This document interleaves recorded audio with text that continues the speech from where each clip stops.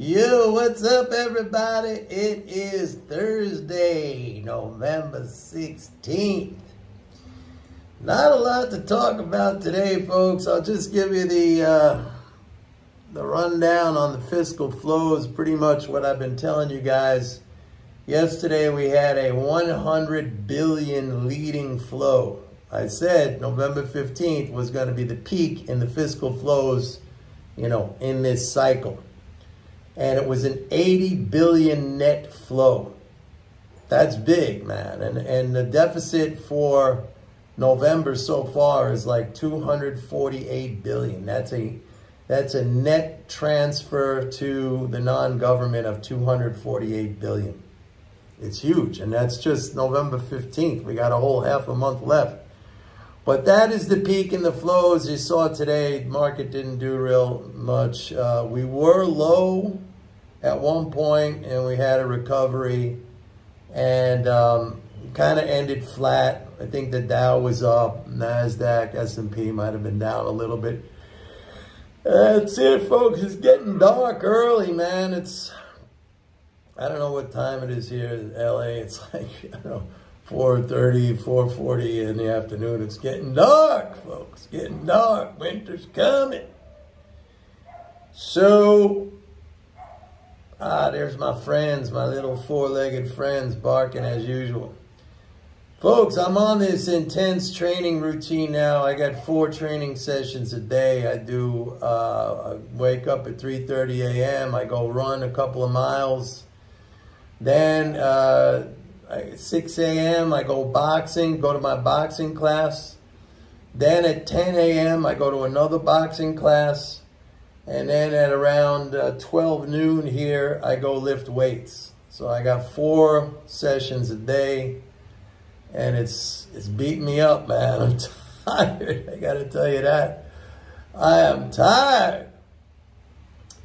So what's going to happen now? I said now we got to be looking towards December 15th, because December 15th is going to be the quarterly tax drain, corporate tax drain.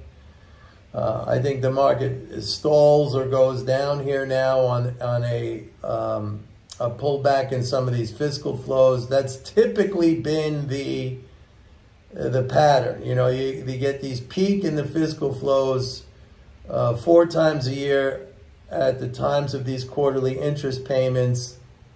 Then the market goes down, dips down. But I would tell you that if it dips down, you got to buy that. And the reason why I'm telling you that, like I have been saying, we're in a very bullish fiscal flow environment. Again, step out, like what I said yesterday, the macro picture. Very bullish, spending 7 trillion plus annually and running like 2 trillion deficits.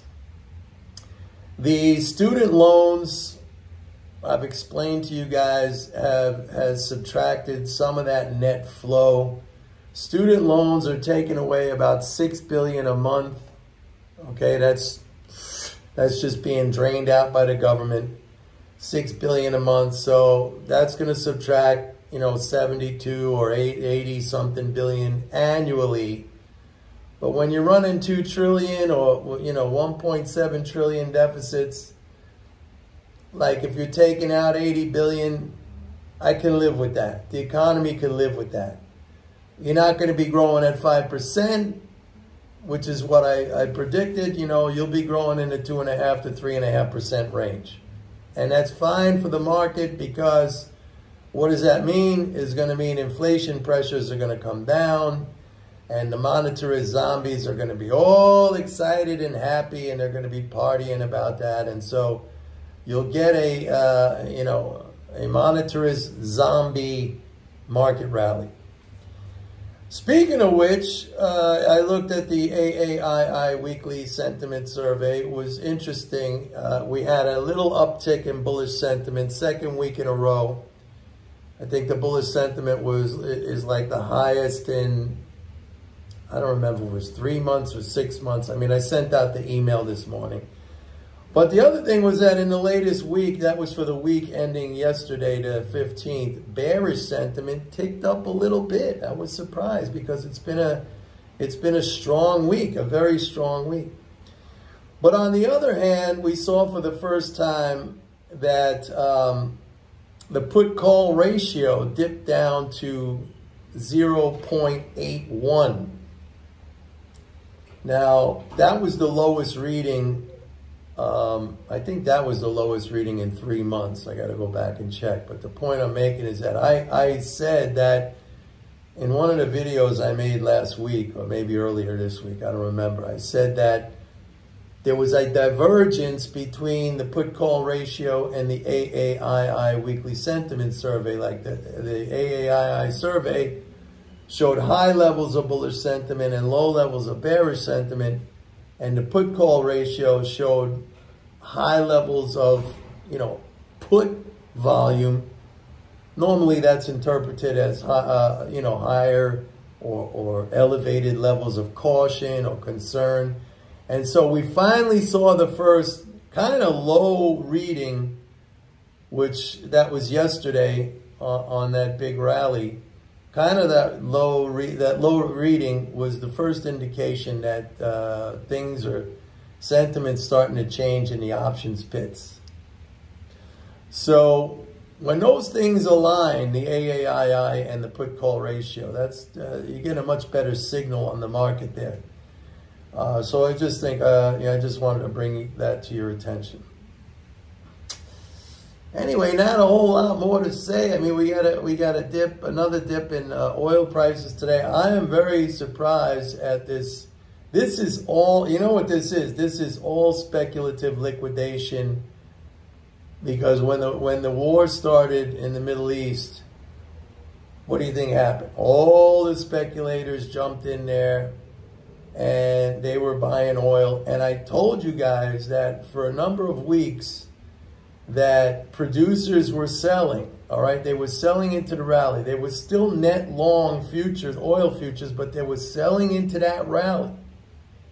You don't want to go against these guys. It may not be a perfect timing instrument or timing signal, but if they're selling, you want to do what they're doing. You want to be selling. And if they're buying, you want to do what they're doing. And guess what they're doing right now? They're buying down here, 76, 75, 74. These price levels, they're aggressively buying down here.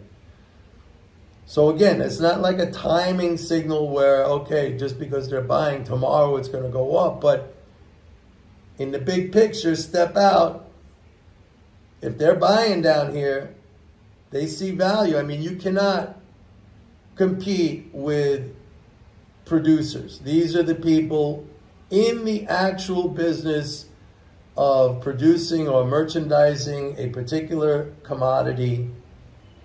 And believe me, I was a NYMEX member for a long time, and I had a floor brokerage company on an executed business for oil companies, and I never saw them on the wrong side of the market. They know. They're out there. Their business is in the physical commodity. They got their finger on the pulse of demand and supply.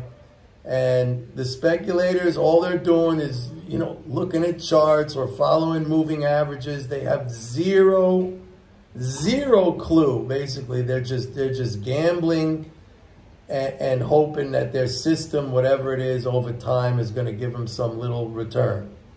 These guys don't operate that way. They know what's going on.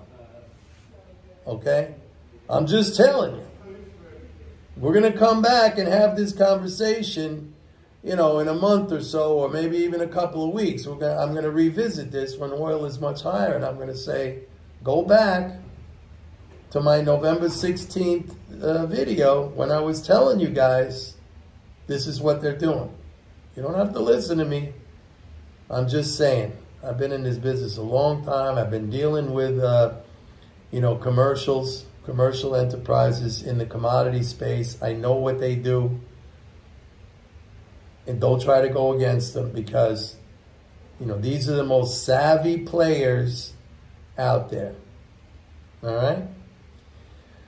Other than that, folks, not a whole lot to say. I mean, you know, I told you that today was going to be a big fiscal flow. Yesterday was going to be a big fiscal flow day. That's exactly what happened. And so now we kind of throttle back a little bit, but it's no big deal because November 1st, we get another, you know, I mean, December 1st is the first of the month, big payments day.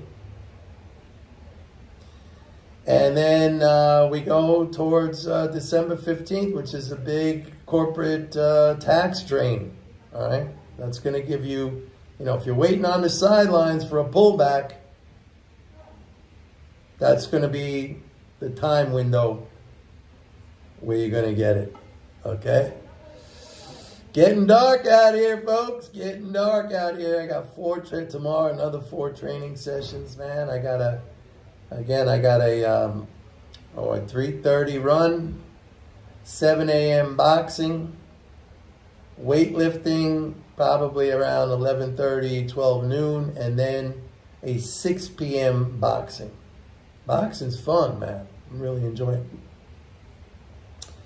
That's it for today, folks. Don't forget to go to my website, pitbulleconomics.com. Sign up for a 30-day free trial of MMT Trader. I'm the only one who has an applied approach to MMT. I take the concepts and understandings of MMT and I show you how to use that to profit in the financial markets. Nobody else does that.